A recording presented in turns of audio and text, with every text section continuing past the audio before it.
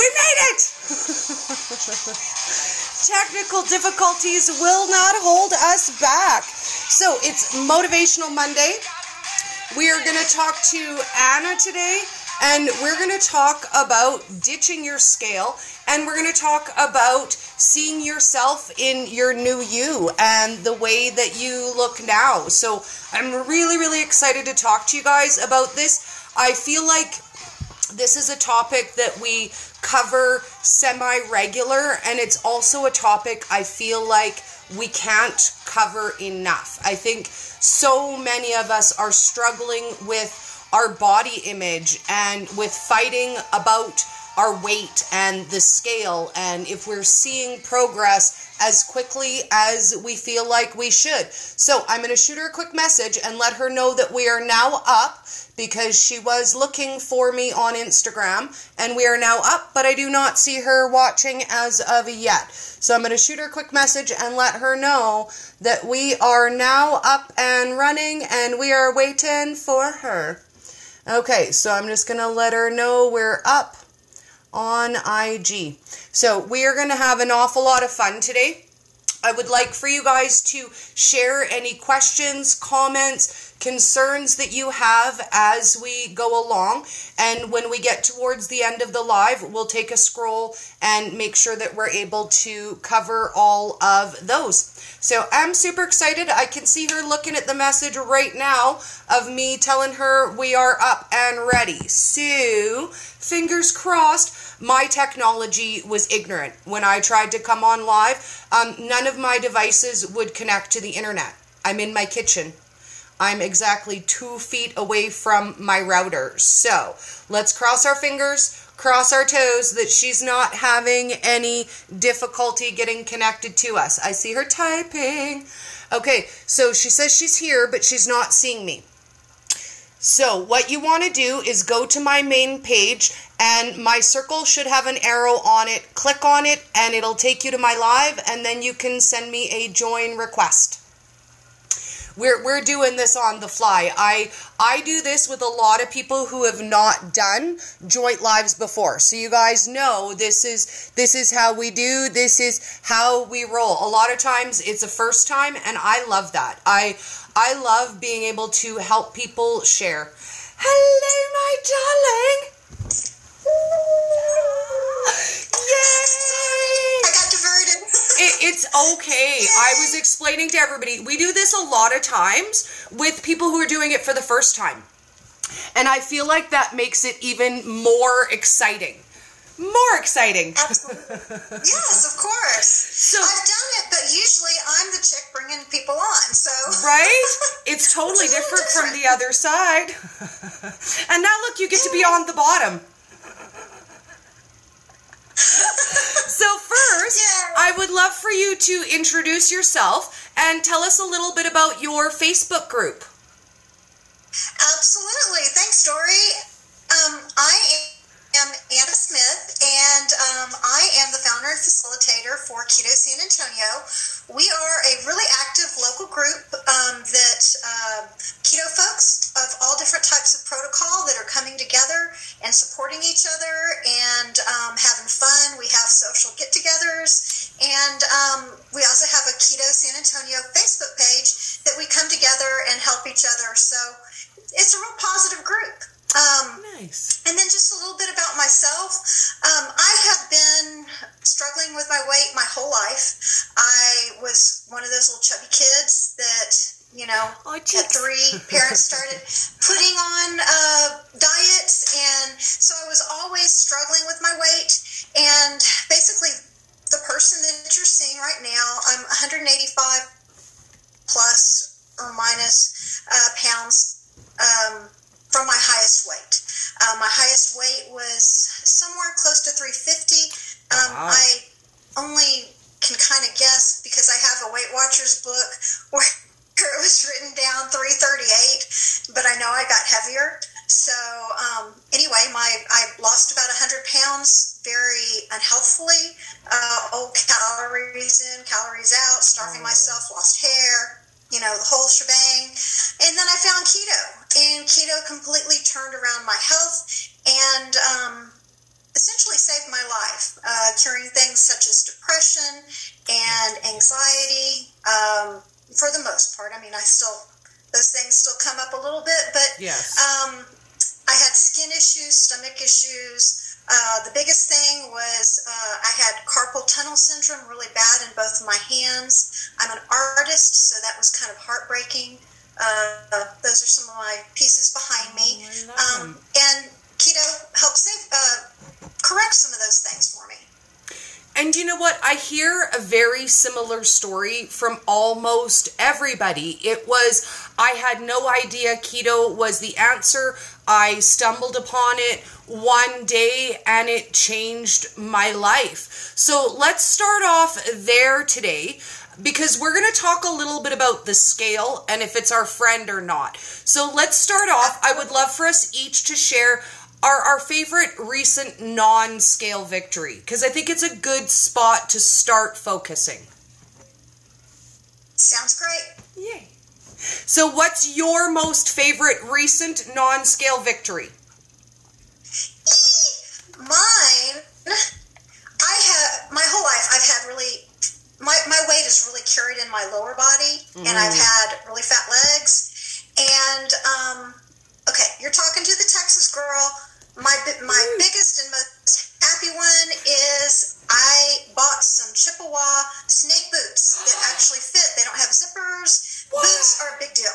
So, they are a big deal. I'm from Alberta, and we do the Stampede, so I understand that boots are a big deal. And I remember the first time I was able to buy boots that fit over my calves, and I just sat down on the floor and I cried, because my whole life I wanted that. I wanted to feel like everybody else, and it was that one thing I could never have.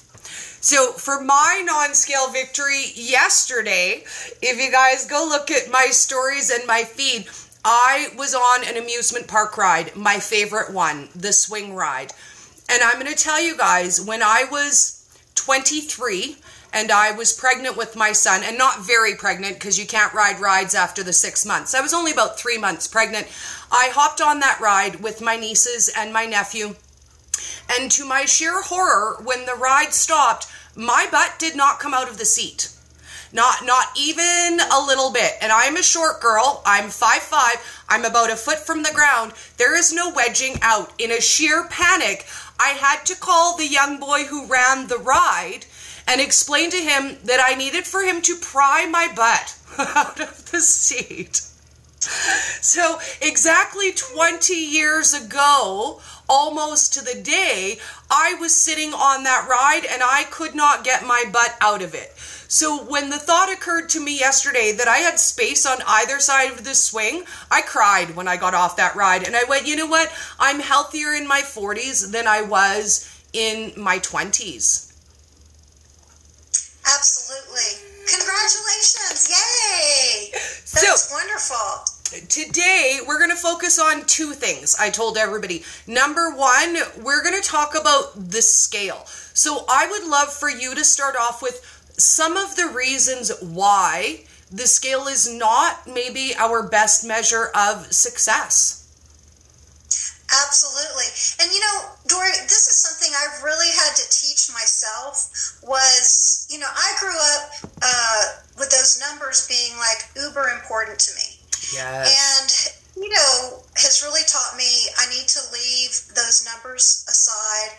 Beginning of July, I put my scales away. I needed to tell myself, cannot look at them anymore, because they were ruling my feelings. Yes. And some of the reasons that we should not let those numbers control us is, number one, we're often losing fat, but building muscle. Just even from eating ketogenically. Keto is muscle sparing, and just by changing our diet and using nutrition to fuel our bodies are doing what it's supposed to do naturally. So sometimes, for myself, my body is actually shrinking eating ketogenically. Yes. I'm not a big muscle in the gym kind of person. I do walk every day, but just eating ketogenically, my body's shrinking. My body's changing. Yes. So that's one of the things. The other thing that can change in our fluids, in the fluids that are in our bodies. For instance, and also electrolytes. If I am deficient in sodium, that can actually cause me to retain water and make me way heavier on the scale. Yes. And those are things that we kind of forget about. So water fluctuation can definitely change and adjust those numbers on the scale. So they're not a big year as to what's happened early with our bodies. We need to look deeper than that.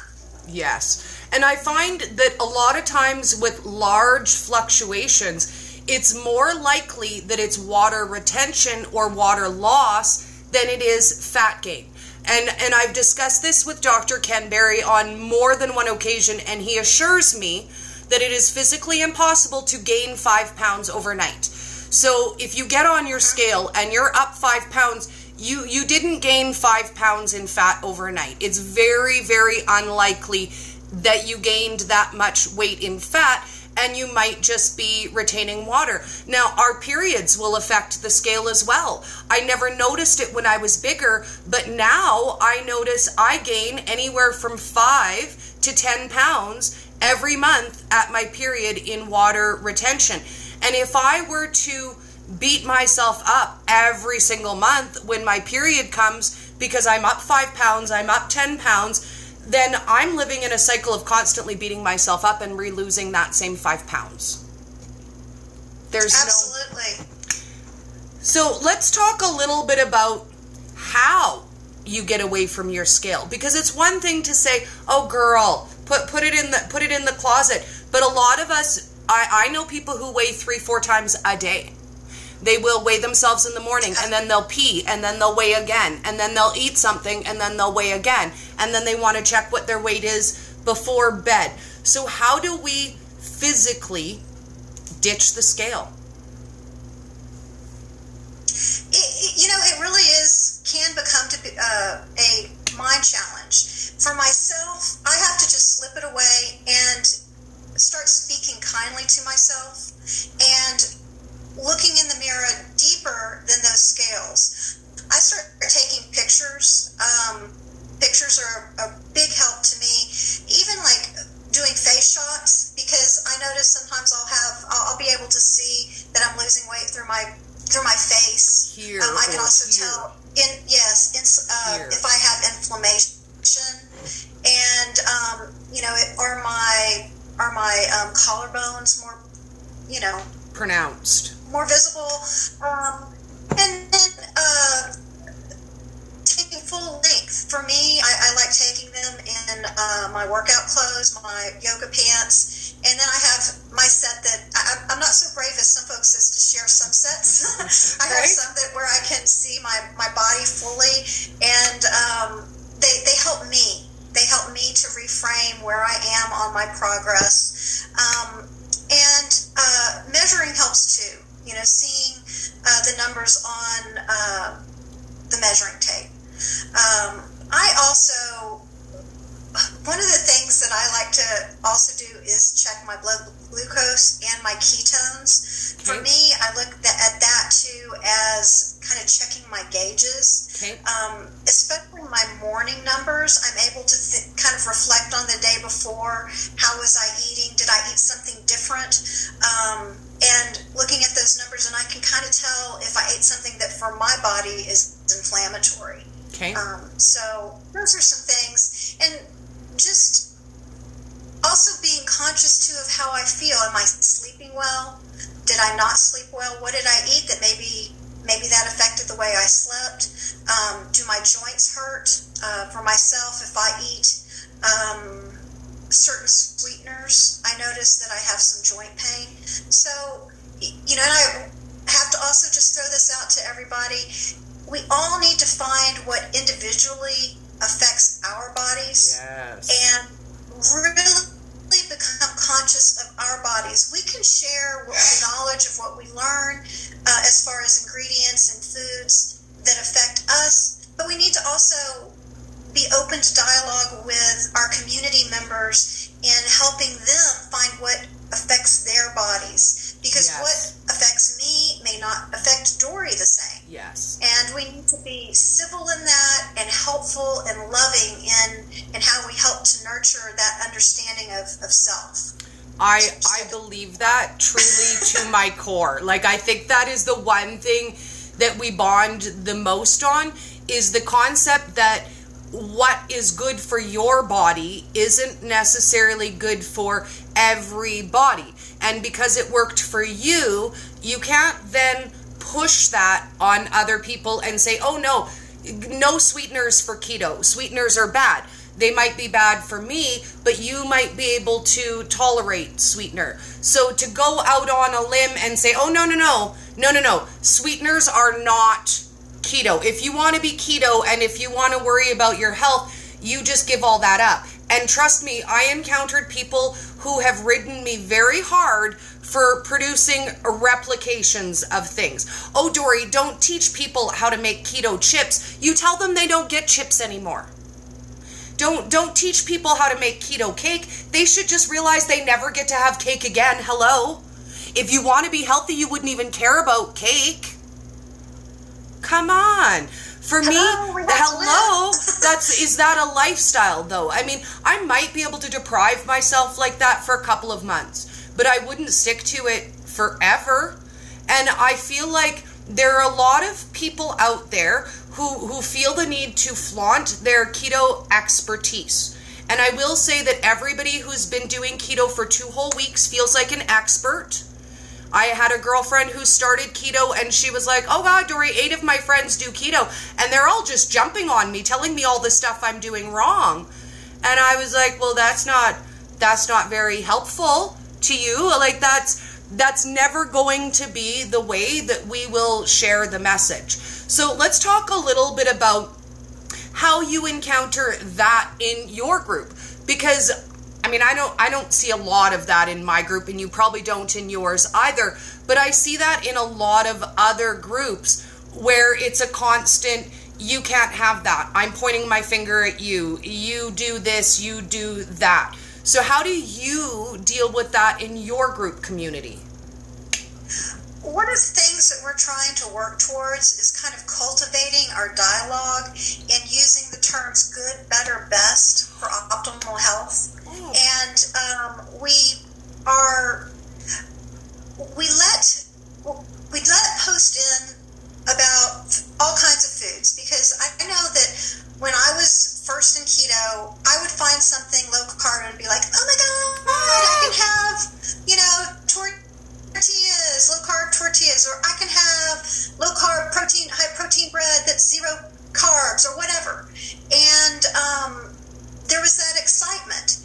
And I understand that and I appreciate that from our community. And we're always going to have new folks coming in. So we have those posts, those discovery posts, people finding foods. And what we do is we share, well, you might want to consider that it has wheat, which can be inflammatory. It has factory oils, which can be inflammatory. It's probably not the best choice for you, but if this is something you need to transition, think of it more as a low-carb food, which is okay. Yes. I want people that out in the keto community, there seems to be I hate the term dirty keto for one thing. Oh, I think so do I. So deprecating, and I'm tired of folks using that in the community, going, well, I eat it because it's dirty keto. It's a better choice. It is. And they're making choices that are getting them towards a better level of health. And I don't want anybody to get to this point where they stop making some sort of effort to improve their health because it's not, doesn't fall within the keto guidelines of, and I'm probably going to not make friends in saying this, but what I call the keto snobs. And I don't want to be a keto snob. I want to help people and kindly give information. And I know sometimes people may or may not interpret how I deliver it as,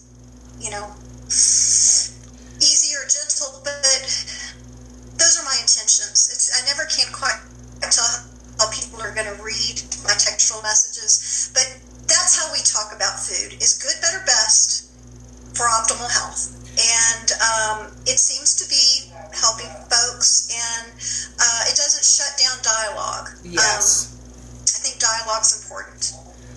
I love that you use my favorite terms. Good, better, best are something that I adopted on my page when I literally first started my page. And I decided that I would give people the good, the better, and the best options. And from there, it's for them to choose. Because what fits for me isn't going to fit for everybody. And even what fit for me in the beginning of my journey doesn't necessarily work for me now. So I do want people to be aware that this is not a straight path. You're not just going to pick your macros, get all the way through keto, get all the way to that goal weight, and it's just going to be like, woo, every 2 weeks you're going to lose 2 pounds, right? Until you get like super thin and disappear.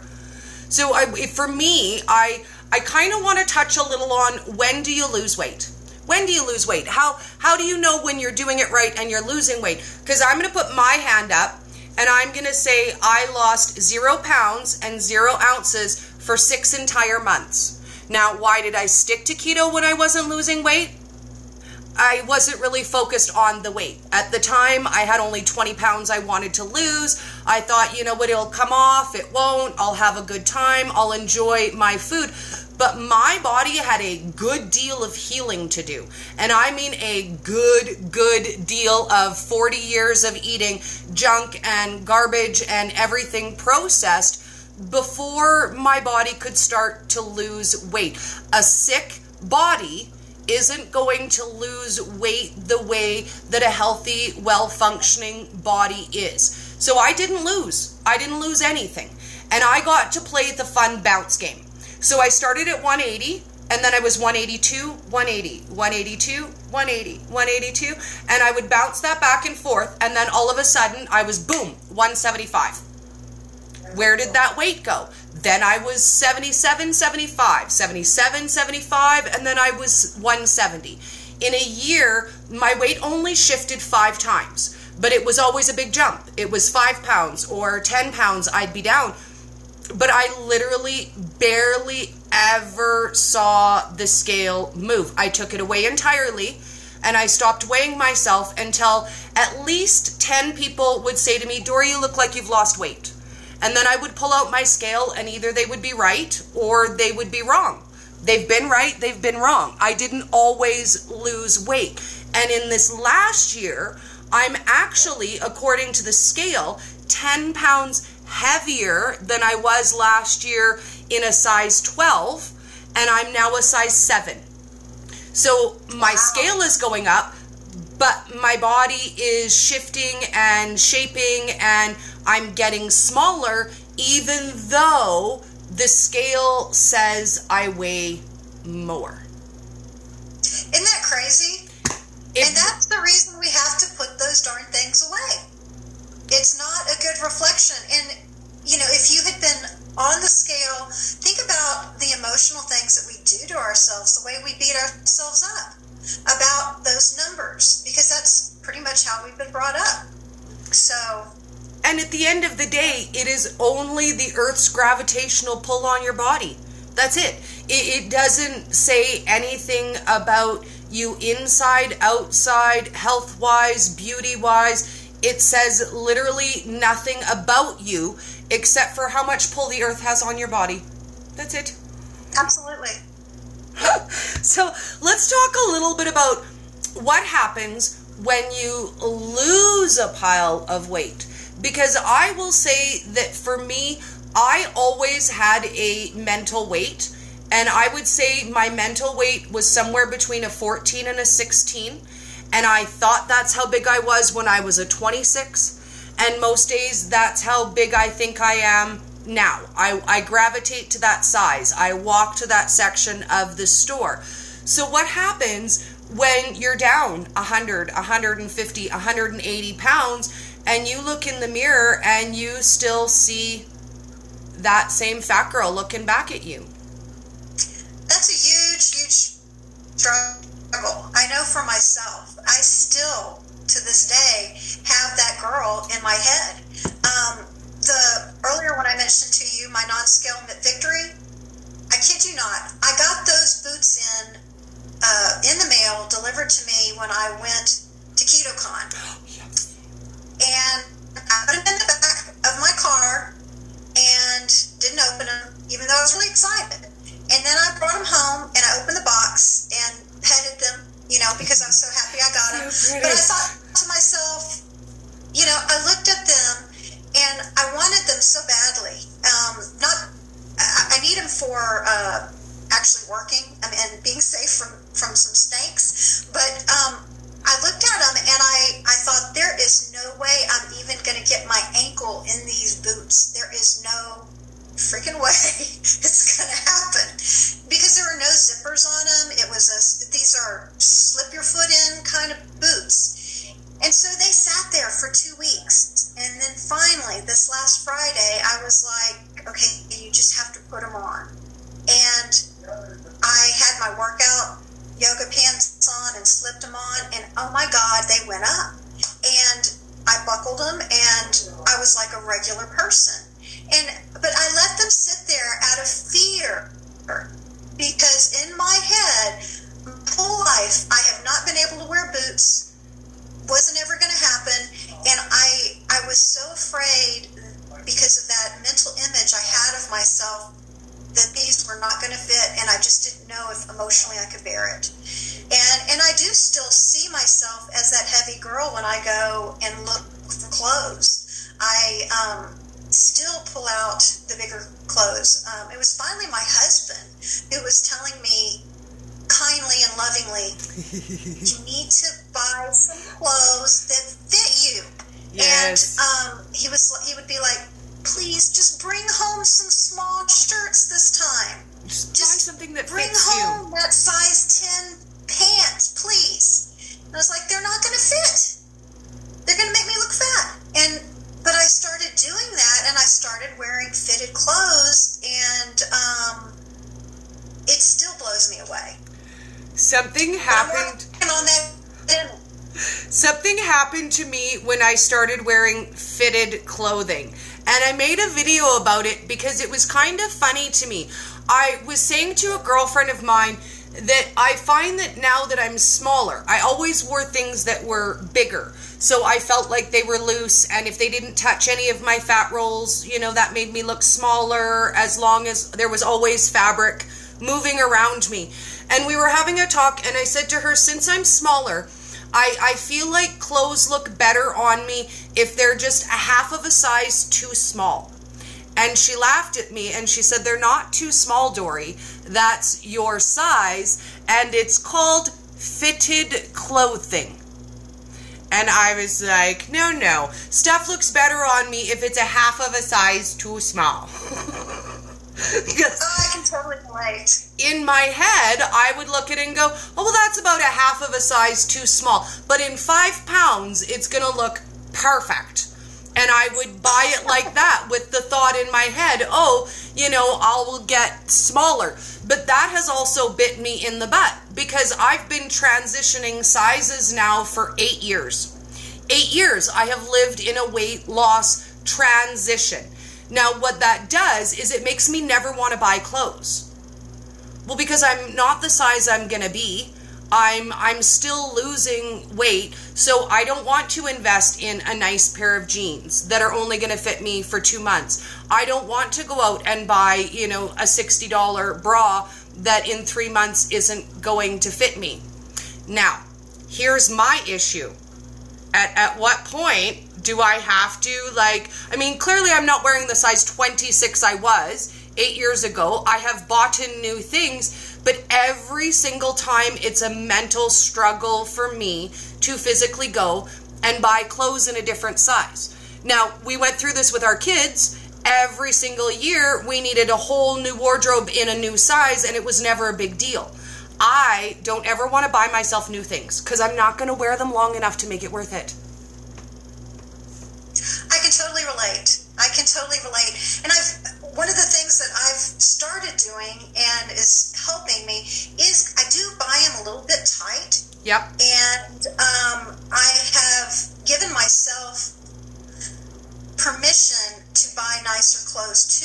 and a little bit tight. Yeah. And this is it's a big deal for me. I've started going to here in Texas, right out of San Antonio, there is an outlet store, and so I'm actually able to go and find nice designer clothes at like Walmart type prices, and so I can kind of justify it. And I'm starting to build more, and I'm starting to understand what looks good on me, which is a whole new thing. I mean, I used to shop at, fit. That was a good day. That was something I buy. Oh, it fit. It fit. Does it look good? Do you know what? Does it look good was never really a factor. Like, does it fit over all of my stuff was always the deciding factor on clothing that I bought. That was it. Fashion was always secondary when you were plus size. Me too. What is fashion? Early on in my journey, I even shared, I had this fear. How am I going to be stylish? I mean, I'd see these cute girls wearing cute stuff, and I would think, oh my gosh, how do you know what looks good on your body? How do you even become fashionable? And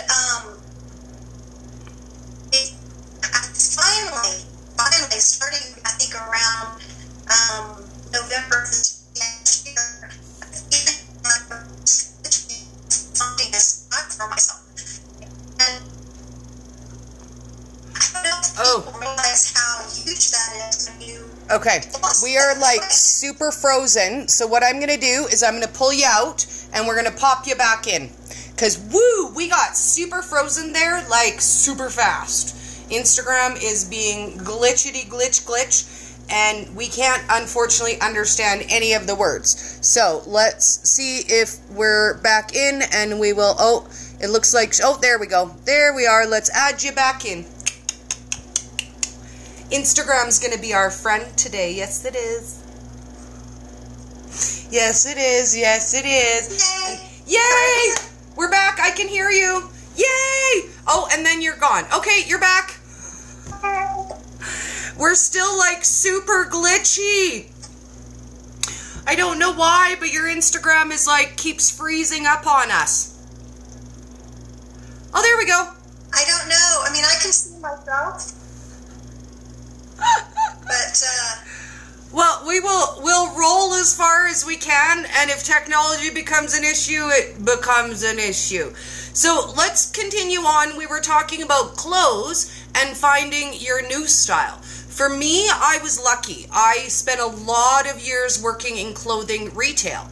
So when it comes to other ladies, I have an amazing eye. Somebody can walk in and I can say, you're a size 12, you look good in this cut, this color would look amazing on you.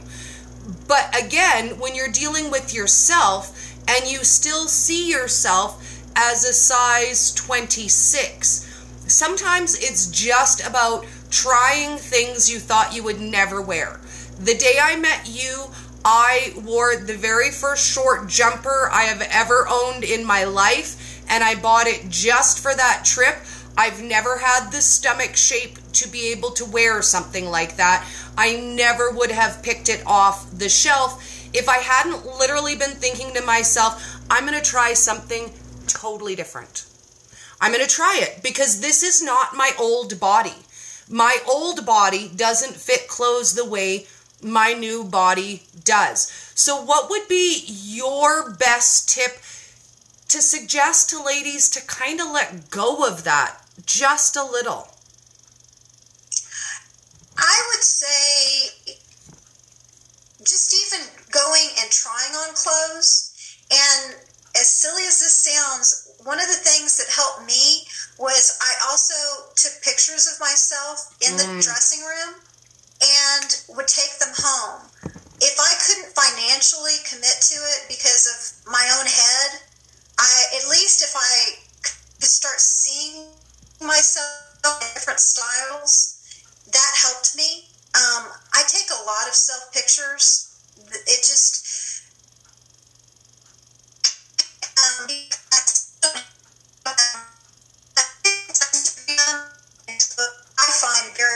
and then for fashion, taking those pictures in the dressing room and kind of flipping through them helped me think, okay, actually, I really do like the way I look in this. And so that's helpful for me. For me, I would say to ladies, clothing don't have an age. Clothes don't have an age. A style of clothing doesn't have an age. Clothes are meant to speak to your spirit and your personality. And to me, that means if you love a fabric or you love a color or you love a cut, try it. Try it. You may love the way it looks on you in your new body. We don't have to be limited to the big black tent store anymore. Because I know if it wasn't big and if it wasn't black and if it didn't fit me like a tent, it didn't make it home to my closet. Yeah. Well, I will say, as far as like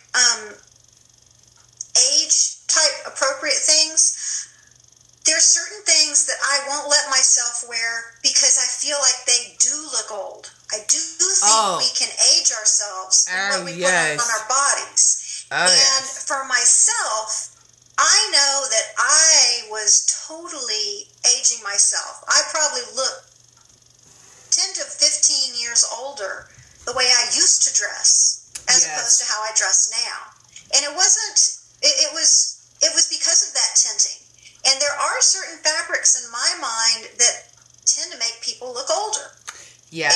And so I stay away from those. And now I've kind of gotten to this little self-rule. If it is at all tinted, I just don't do it. So for me, I love fun, expressive, wild, youthful clothing. I would say that my man is much more traditional, and he has said to me on more than one occasion, can't you just dress like other 40-year-old women? No, actually I can't. As a matter of fact, no. Like, nobody wants to look 40 unless they're 60. So I'm just going to put that out there. Like, if you look like you're 40 but you're 60, congratulations.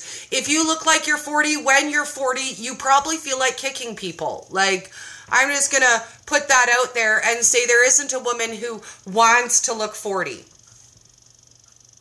At least in my mind. At least in my mind. But the one and only compliment he ever gave, because he doesn't do the clothing compliments, and I was wearing an outfit that made me feel very much like a little old lady. I had yoga pants and a tank top and kind of an older lady looking sweater that, had the 2 buttons. And he looked at me and said, "Oh, that's a lovely outfit. It suits both the shape of your body and your age." And he's lucky I didn't punch his face. Like, that passes for a compliment around my house. There you go. Oh, so before we close up, why don't you let us know if there's anything cool and up and coming in your group? Do you have any meets planned? Do you have any fun stuff on the go that we should know about? Oh no, we're frozen. Oh, there we go. You're back. Maybe? Okay. You went away too. We just had a big meetup on Saturday at the Blankenburg, which was lots of fun. And we had a great showing of folks. I am kind of in recovery mode a little bit today, but I have been telling folks Keto San Antonio is going to do I'd like to do a midweek meetup, probably next week, at a popular little cool hamburger place here in San Antonio.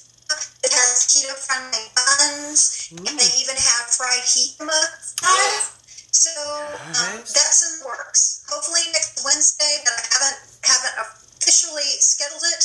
And then I am talking with my buddy Jordan Keto. She's Jordan Keto on Instagram, and she and I are working on coordinating a big meetup, or pretty big meetup, scheduled for October. So information will be coming for that. Yay. And we have I guess it's okay to kind of share share this, but Adapt Your Life with Dr. Westman. Love them. They have contacted me. I know I love Dr. Westman. His staff has contacted me. They are wanting to do an Adapt San Antonio, and we are in the process of finding the venue, and hopefully we'll have that set up for October. So we have lots of fun stuff coming up. Little things, our keto family get-togethers, but we also have some big things in the works. And tune in to at Keto San Antonio on Instagram. I post events there, and then I also post on the website ketosanantonio.com and in the group. And we want to meet you if we haven't met you yet. And it's so comforting and strengthening to have folks that are going through the same journey as you are. So any of you guys that are watching, you're more than welcome to join us. And we do have folks that are joining from other parts of the country, and you're welcome to join us virtually as well, even if you can't make the meetups. So, yay! So make sure you tag me, and I will share them for you as well.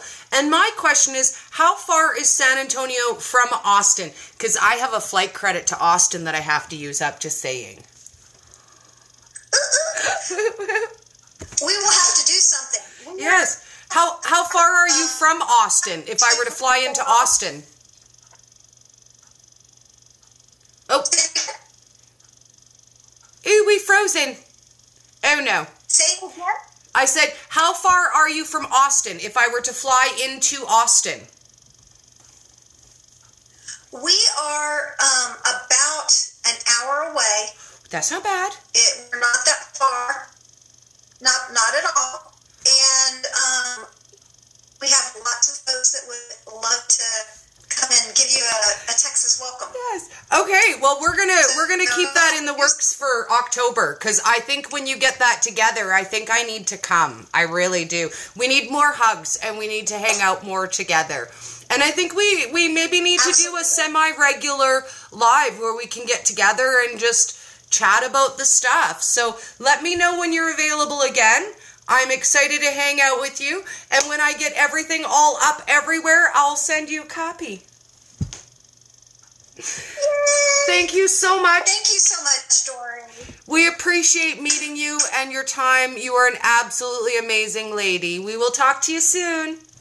Love you, darling. Thanks. Bye. Okay. Mwah, mwah, mwah. Okay, guys. Ooh, there's my voice all crackly. Let's get back our dancing out song, and I will let you guys go for today. Tomorrow, we're going to do Taco About It Tuesday, and I think we're going to talk about options when we're out eating and what happens if people don't really care about our eating restrictions. Because I had a nice chat with Joette about that the other day, and we were talking about the difference between preferences and allergies, if it makes a difference when you're getting your food prepared out in public. So that's one of the topics we're going to talk about tomorrow. And if there's anything else that you guys would like to touch on, I did get a request, Miss Pat, I did get a request to talk about some more plant-based options for keto. So we're going to cover a little bit of that tomorrow as well. What are good plant-based fats? What are good plant-based proteins? If you're looking to do a vegan version of keto, what does that look like? So for now, I'm going to say those are our base topics for tomorrow. And if you guys have anything else that you would like to discuss, feel free to let me know, and we will talk about it tomorrow, which means we get the taco song. Just saying, like, that's literally the best part of my week is Taco About It Tuesday. And we get to be silly, and we get to have fun. I love it. I do say that I love to be silly. I feel like we all need just a little bit more silly in our lives. I feel like at the end of the day and at the end of a sad life, nobody says, you know, I feel like I had too much fun. I think I enjoyed life just a little bit too much. Oh, my Pat says reception sucks. Yes, I will have it up on YouTube for you very shortly. And we're going to dance out.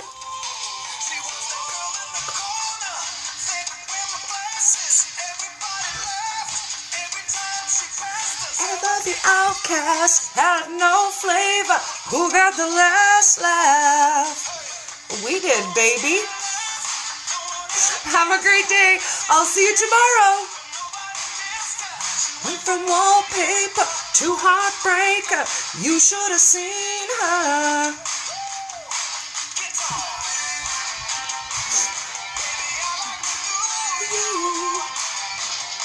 See you tomorrow, guys.